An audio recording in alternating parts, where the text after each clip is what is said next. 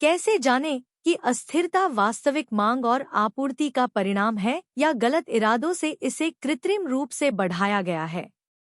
यह एक शानदार प्रश्न है, जीतू। वास्तविक बाजार अस्थिरता और हेरफेर को अलग करने के लिए विश्लेषणात्मक उपकरण, बाजार जागरूकता और सतर्कता का संयोजन आवश्यक है। यहाँ कुछ प्रमुख संकेतक हैं।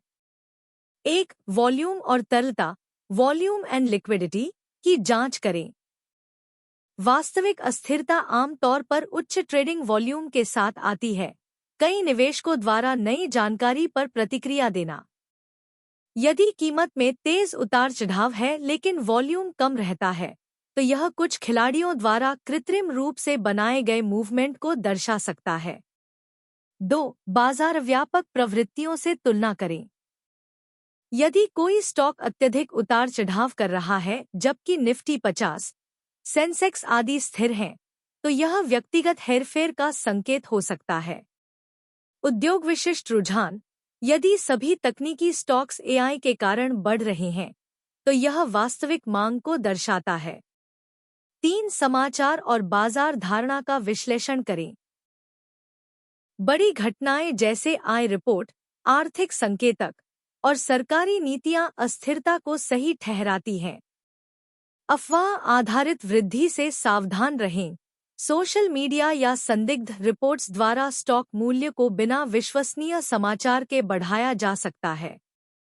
4. अचानक पंप एंड डंप पैटर्न देखें। असामान्य प्री मार्केट या आफ्टर आवर्स मूवमेंट जिसके बाद तेजी से बिकवाली होती है, बाजार हेरफेर का संकेत हो सकता है। कम फ्लोट वाले स्टॉक्स, कम शेयर उपलब्ध, अधिक आसानी से नियंत्रित किए जा सकते हैं।